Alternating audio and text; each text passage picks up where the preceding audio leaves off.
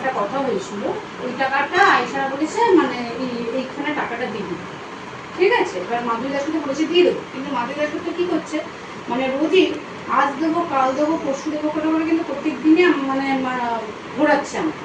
Even কালকে last time এসে রবি সোমবার মধ্যে উনি বলেছে আমি টাকা দেবো, 8 লাখের মধ্যে যখন ওর যেটা 2 লাখ দিচ্ছে 2 লাখ মাইনাস দেবো, এবার 16 লাখ টাকা থাকে। এবার এই বোকা দিতে আমাকে এই 16 লাখ টাকা বোকা দিতে আমাকে না, আমি অ্যাকচুয়ালি টাকাটা আমিই দিয়েছি, সরকার অফিস থেকে দিয়েছি। আচ্ছা, ওটা আপনার টাকা না, ওটা সমিতির টাকা? না, এটা আমাদেরই টাকা, সমিতির টাকা আছে ওর মধ্যে। বললো যে এবার আপনাকে একটা কথা বলছি, তো যেটা আপনারা ধরুন এই কি উনি আমাকে সেদিনকেও বলেছিল, আপনারাও বলেছিলেন যে আমাদের ওই বাড়িতেও যখন গেছিলাম যে আমাদের কি বলে গোডাউন রয়েছে বিক্রি করার জন্য, এই মাত্র আপনি বললেন যে মুসলিমের প্রপার্টি হিন্দু নিতে পারছে না, কিছু ঠিক আছে। এবারে যেটাই হোক না কেন, আপনার যদি মনে হয় কোনো প্রপার্টির কোনো একটা অংশ আছে, সে আনলিগাল থাকুক যাই থাকুক, যদি সেরকম কোনো কিছু থাকে, ঠিক আছে, আপনার যদি সেরকম মনে হয় যে সেই প্রপার্টিটার দাম এরকম, সেটা কিন্তু আপনারা ওনাদের সাথে লেখাপড়াটা করে সেটা ওনাদের দিয়ে দিতে পারেন। তার যে ধরুন কথার কথা বলছি, আপনি 20 লাখ টাকা আপনার ওই প্রপার্টিটার দাম, সেটাকে আপনাকে লিখে দেবো, সেইটা আপনি ওনাকে বিক্রি করে দিচ্ছেন।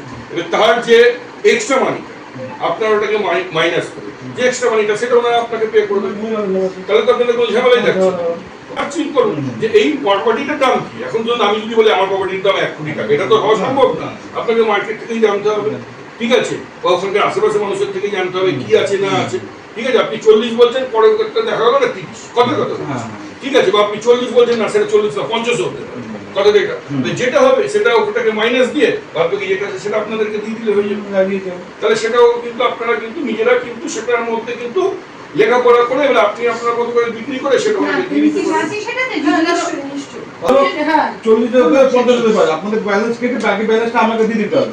সেই জিনিসটা ধরুন উনি আপনাকে সার্চিং এর জন্য পেপারপত্র দিয়ে কথাটা বুঝুন, আপনি কাস্টমার দেখবেন, সব আমরা লেখাপড়া করে দিচ্ছি, কাস্টমার দেখবেন, কাস্টমার টাকাটা দেবে, ঠিক আছে, আপনি আপনার টাকাটা নিলেন, বাকি টাকাটা যেটা আছে সেটা ওনাকে দিতে হবে। উনি কিন্তু তারপরে সাইন করবেন, মানে উনি আপনাকে বিক্রি করে আপনি তাকে বিক্রি করবেন, ভোট বুঝতে আপনি উনি আপনাকে কাগজপত্র দিয়ে দিচ্ছে, আপনার দায় দায়িত্ব যেটা ধরুন উনি করতে পারছেন না, ওনার কোথাও অসুবিধা হচ্ছে, সেটা আপনি দায়িত্ব নিয়ে দেখুন। এখন আপনার দেয়ালে পিঠ ঠেকেছে, ওনারও দেয়ালে পিঠ ঠেকেছে, কিন্তু ওনার এখন একটা অবস্থা যে ওনাকে কেউ বিশ্বাস করছে না, দিতেও চাইছে না। বাস্তব কথা এটা আমি বুঝে গেছি সেদিনকে দাদা, ঠিক আছে। না হলে আপনার মিসেসের ওই অবস্থা হয় না, চিনবে, সে তো আর বোকা নয়, সে তো ওখানকার কর্পোরেশন এরিয়া, ওখানকার কি ভ্যালু চলছে সেটা তুমি জানবে, সেই জানার পরে সেই তো ভ্যালুয়েশন দেবে। যে আমিও বলতে পারছি না, আমরা মার্কেট রেটে এটা চলে, আমরা বলবো সেটা উনি জানেন, উনি বলবেন। ওনারা অসহায় অবস্থায় পড়েছে, এটা নয় যে ওনারা পয়সা খেয়েছে, ঠিক আছে, ওনারাও লোককে দিয়েছে। এবার সেই লোক ওনারা তাকে বোনের মতো দেখতো, নিজের একই ঘরে থাকতো, সবকিছু তাকে বিশ্বাস করে দিয়ে ওনারাও ঠকেছে। এখন ওনার যে অবস্থা, উনি নিরুপায় হয়ে এই সিদ্ধান্তটা নিয়েছে আপনাদের সাথে কথা বলে, যেহেতু ওনারা কোথাও থেকে আদায় করে দিতে পারছে না, এখন ওনারা আর কারোর থেকে পয়সা চাইলে কেউ বিশ্বাস করে ওনারা কিন্তু এবারে আপনারা আপনাদের সময় মতো ওই কাগজগুলোকে বের করে নিয়ে আপনি নিয়ে নিতে পারেন, বাকি পেমেন্ট ওনাকে করে দিতে পারেন, বা আপনি লোক দেখিয়ে নিয়ে বিক্রি করে সেটাকে দিয়ে নিতে পারেন, তার আগে সার্চিং করে দেখে নিন কোথায় কি আছে।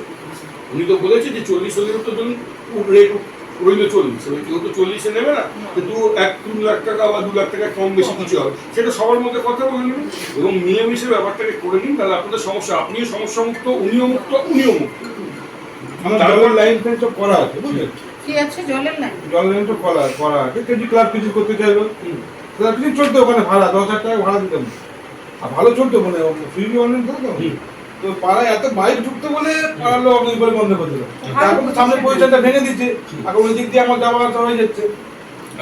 থেকে কিছু টাকা ধার নিই এবং বেশ কিছু টাকা আমরা পরিশোধ করি, 16 লাখ টাকা বাকি রয়ে গেছে।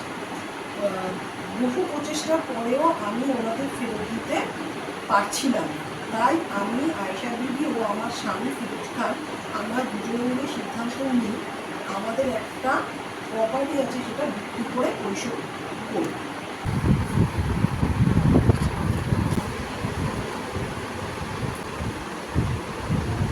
চারজনে বসে ঠিক করেছেন দাদা।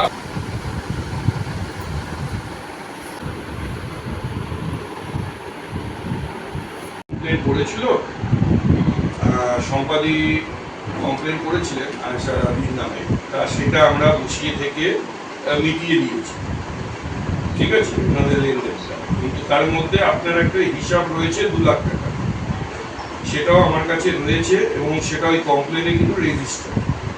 তাও উনি আমাকে বলেছিলেন যে আপনি বলেছিলেন ওনারটা দিয়ে দেবেন, সেই জন্য আপনার সাথে আমি আর কথা বলিনি। তা ওনারা বলেছিল এর মধ্যে পেমেন্ট আপনি করে দেবেন, তো যাই হোক এখনো করেনি।